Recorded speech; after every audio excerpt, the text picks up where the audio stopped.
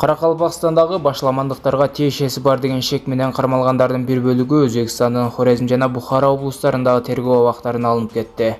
Бул тууралуу жергиликтүү журналистке шилтеме берүү менен Азаттыктын өзбек кызматы маалымдады. Журналист автономдуу жумурияттын укук коргоо органдарындагы булактарга таянып, кармалгандар нааразылык митингдерин уюштурган деп шек саналып жатканын айтты.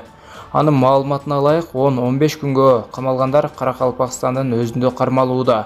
Буга чейин Өзбекстандын башкы прокуратурасы Нукустагы тополоңго байланыштуу кылмыш иши козголгонун билдирген.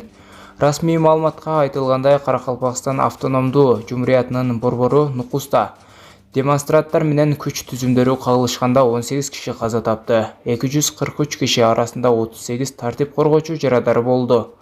516 киши кармалган, кийин бир нечесин кое беришкен.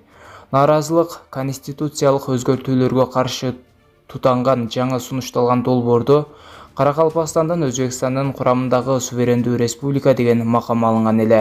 Тополоңдон кийин Өзбек парламенти Конституциянын жаңы долбоорунда Каракалпакстандын суверендүү макамын өзгөртүүсүз калтырууну колдоду.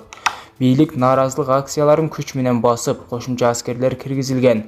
Аймакта августтун башына чейин өзгөчө абал жарыяланды. Эл аралык уюмдар батыш өлкөлөрү расмий Ташкентте кан төгүүнү, көз карандысыз жана адилет иликтөөгө үндөшүүдө.